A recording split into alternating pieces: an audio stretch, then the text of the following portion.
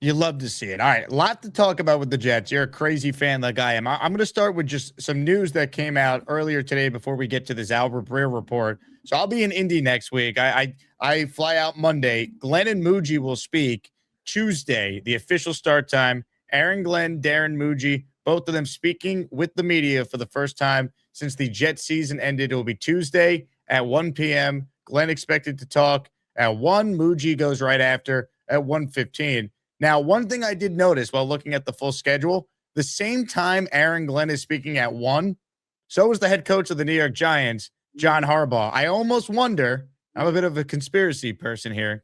I almost wonder if that was calculated by the Jets because they know a lot of the national media is going to go over to Harbaugh Yeah. and there won't be as much attention on Aaron Glenn if he's speaking at the same time as the Giant coach. That was my initial reaction when I saw the timing. Yep.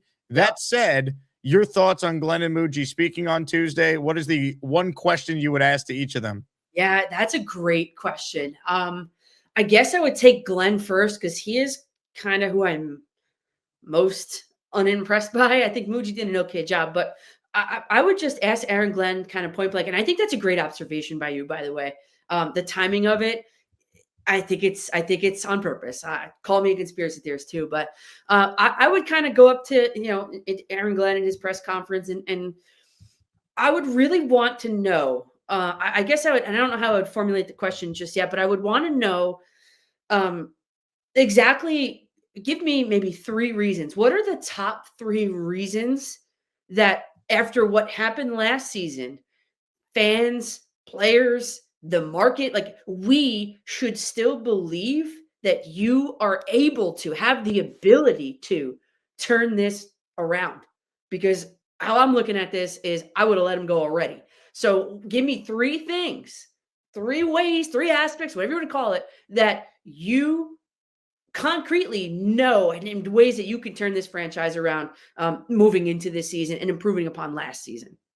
I think that's well said. To me, even beyond that, I would ask Glenn, and everyone will make the joke, what exactly did you do well as a Yeah. head coach? I mean, that's fair, but more importantly, I'd ask him, I'd go, look, a year ago at the same podium, you went up there and you touted your ability to hire a great coaching staff. You said that Yes. your staff hires was the thing that you were the most excited about when you spoke with the media at Yeah. the same podium a year ago. Well, you had a record amount of turnover, Aaron. You replaced 10 of 21 assistants, both coordinators. What did you learn through the process of the last season to where we are now that you actually got it right with these hires compared to what you told us a year ago? Yeah, and that you're not in self-preservation mode, dumping everybody else to save yourself, because that's what it looks like to me. 100%. And from a Muji standpoint, I mean, what did you learn through the Justin Fields debacle? Because now you need another veteran quarterback. What's your plan at quarterback? What did you learn from that experience that's Yeah. going to hopefully allow you to get it right this go around? Because you're probably not getting a third chance at getting another veteran quarterback if it goes as bad as it went with Justin Fields in their first year together. Yeah, and I would even take it to him too and say, what exactly, like, we heard the Aaron Rodgers story, and I thought the Jets should have kept Aaron Rodgers. I've not changed in that.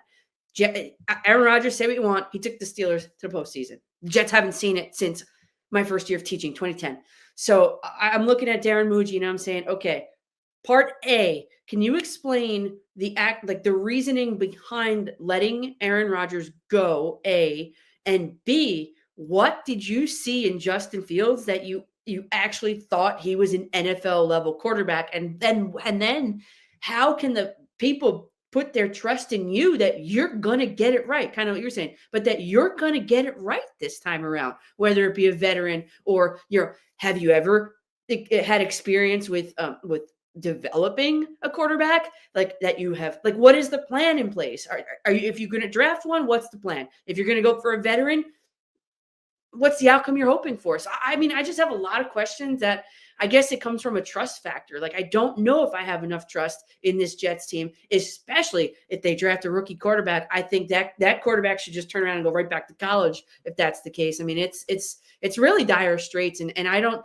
I mean, Jake, did the Jets offer you any, like, was there a moment you can reflect on in this season and you think to yourself, like, wow, you know what? That was a good moment. Because I don't think I have a single one from last year. Zero kicks were blocked, Danielle. Protection champions, baby. Yes, that's right. Right. It's tough. I mean, it's going to be fascinating to see the approach that Glenn also takes with the media? Is he going to be combative again? Is he going to act like he has all the answers? When you go 3-14, you get your I can't speak, your teeth kicked in the way it was for him and the Jets this past year. Is he more humble now, or does he go right back to the old Aaron Glenn now that it's a new year and he's going to go down doing it in his mind, his way? Yeah, I don't know. That would be interesting to see. My guess is that he softens just a tiny bit, but he goes right back to being that boisterous Aaron Glenn, and that's fine. But you got to be able to back it up, especially in this city. He hasn't.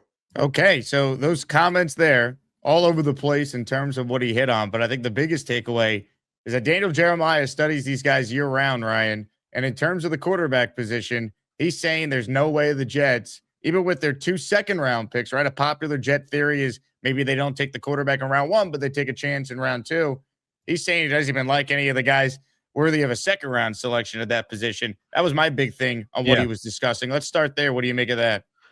I agree with him. The more and more that you think about it and what you've seen from Ty Simpson, who's widely considered the second best quarterback in this draft, it's just such an unknown with how few starts he's had. It's less than 20 quarterbacks that come out of the for the draft and have less than 20 starts in their career don't usually pan out and never really pan out statistically. Cam Newton's that lone guy you can think about with less than 20 career starts that came out and was an MVP and took his team to the Super Bowl and carried the team on his back. But he's also a freak athletically and so gifted and supremely gifted. Ty Simpson's not that gifted, but there's traits that you like about Ty Simpson. But again, I just, the way the Jets are currently looking right now, roster wise, Jake, it's more and more looking like they need to beef up the trenches, meaning the offensive and defensive line, because you have big question marks about, are they going to bring back ABT? Are they going to bring back John Simpson, or both free agents? So you have 2 holes at the guard spot. Where does Joe Tippmann fall into this equation? They're bringing back Myers again for an extension. Does Tippmann become a guard? They brought in Myers last year to kind of supplant him. So I don't think Aaron Glenn actually views Tippmann as like a long-term viable starter here. So again, there's question marks in the middle of that offensive line while everyone's praising it. It's like, well, they're going to bring it back the same group. I don't know. So there's questions on, you need to beef up the front of the offensive line. We know the defensive line is devoid of talent right now. Meanwhile, you have 2 first-round picks on the edge. One is coming off a really serious, Achilles injury, and Jermaine Johnson. I don't think he had a great year by any means, but I think he would, I would like to see him come back 2 years removed from Achilles. I think players play better 2 years removed from an Achilles injury. Just, it's statistically proven that way. So, I'm interested to see what he can do. And Will McDonald's not a 3-down player. He's a situational pass rusher, and they didn't use him the right way this year. Despite what Aaron Glenn spoke to the media before the season and during the season of coaching. It's just coaching. Well, you're coaching. You fired your defensive line coach and hired Carl Dunbar, who I really like. And I'm really excited to be on the staff because this, Jake, everything that they did this offseason and changing their staff over completely, both offensive and defensively, and bringing in a ton of veteran presence was something that Aaron Glenn should have done his first year. And now we see why they needed to change their entire staff.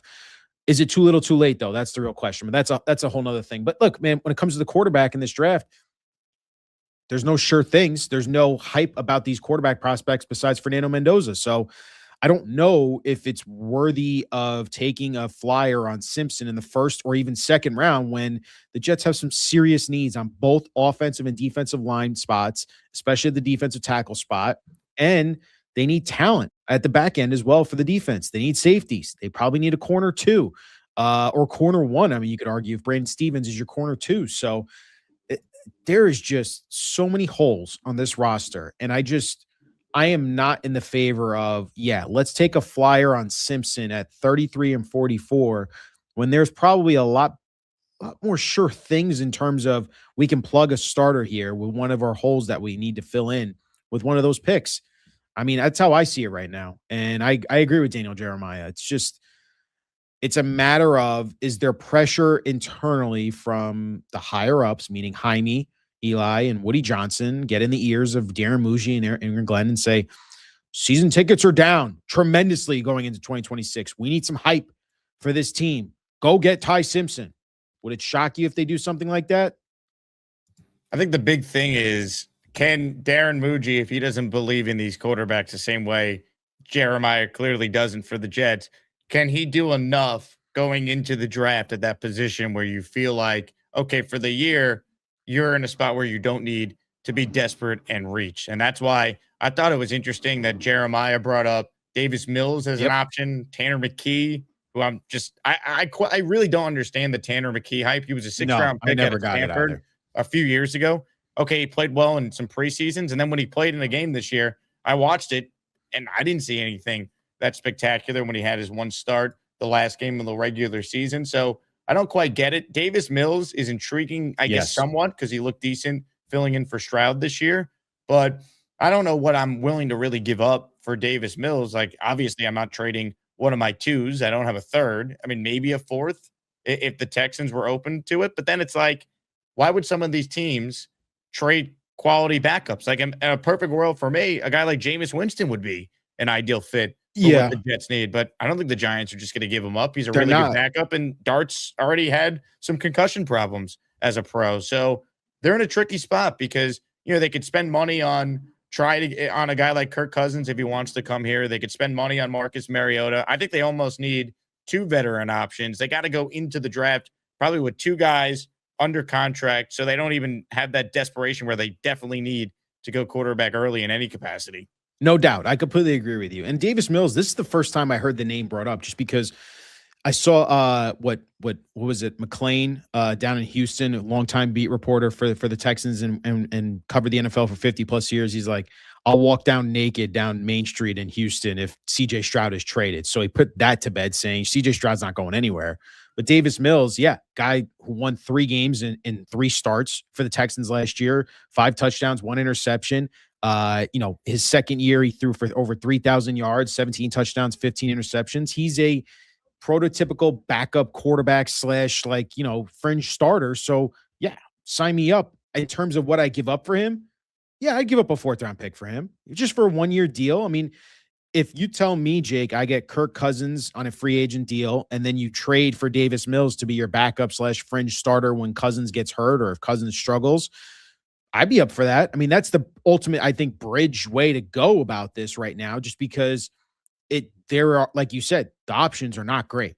Marcus Mariota does nothing for everyone. I know we've thrown around the name, Jacoby Brissett from the Cardinals. What does LaFleur want to do there with the quarterback spot? I am for the Brissett marriage, bringing back him and Frank Reich. They went to the playoffs together. I just don't know if the Jets again are willing to give up a mid-round pick to go get Jacoby Brissett as well. He didn't win many games with the Cardinals, even though he threw up a lot of numbers. So that's again, another point that I think a lot of people are trying to make is like, these guys don't win many games. It's like, yeah, that's why they're available. Like the quarterbacks that win games aren't going to be made readily available. So the Jets are looking at it's a very small window of, here are the options we have that we can actually use. And I asked this to Kaz, and he's like, look, you don't think the Jets front office and Muji and Glenn are having these same conversations of who really could be available for us, and it's not great situationally for us. And they might be thinking about, and I hate bringing this name up, do we make a swing for Kyler Murray? And to me, that's the wrong quarterback. I've said it repeatedly on my show. I said it repeatedly on social media. A guy like Kyler Murray doesn't love football. There's a reason why he gets this bad stigma of, when a new game of Call of Duty comes out, that guy's lost and doesn't care about football. And it would be the wrong message, I think, in this locker room. They need a leader, and the quarterback has to be the leader. Justin Fields was not that. We've heard from Kaz, we've heard from other beat reporters. Justin Fields did not take the benching well. Obviously, when the owner pretty much craps on you in the public media, I'd be pretty ticked off too. So he had every right to feel that way. But at the same time, there's a reason why Justin Fields has gone on multiple teams now and hasn't stuck where he doesn't play well, but also he's not a good leader. So they need an actual leader in that quarterback room. They need a leader in that locker room that's a veteran presence. Does Kirk Cousins provide that? Absolutely. Would Davis Mills provide that? I'm sure he would. I mean, the guy's won games every time he's stepped in for CJ Stroud this past year. So if you're following what Daniel Jeremiah is putting out there, and again, that's the first time I've heard the name Davis Mills out there. He intrigues me. I would be fully on board with Davis Mills. The guy's played with young receivers and Nico Collins. He's played and been able to show that he can operate an offense professionally and can win you a football game or two. Sure, man. If you're talking about putting a better chance of hitting success, I would take Davis Mills over the Jacoby Brissett and potentially even Kirk Cousins option. But like you said, get them both. Get two of them in here, because there is no solution in this draft for the Jets at quarterback at all. I truly believe that. If they want to take someone after the second round, meaning the third, fourth, fifth, sixth, whatever, take a flyer, that's just throwing something up on the board and saying, let's see if he can develop and start a game or two at the end of the season. But the dark reality about this, Jake, is the Jets are staring down the barrel of a gun of another mediocre season or below average season. The fact that they're 5.5 wins from Vegas had just come out tells you everything you need to know about where this Jets roster currently stands. So we've seen, Danielle, people like Bill Barnwell of ESPN put out trades that have the Jets trading a fourth for Kyler Murray, which I think is absolutely insane. But if Breer is right that the contract of Murray makes it so it's basically impossible to trade him, right? He's due $36.8 million this season, $19.5 million for 2027. It gets guaranteed on March 15th. So he's going to be released well before March 15th if they can't find a trade partner. Would you have any interest in Kyler Murray if it's just money and it doesn't cost you any draft capital? No, none, zero. Jake, let me ask you a question. Justin Fields, was he a good quarterback last year? No, he was terrible. Okay, so Kyler Murray, I know there's more statistics to this, but Kyler Murray, I always look at quarterback rating. Last season, Kyler Murray's quarterback rating was lower than that of Justin Fields.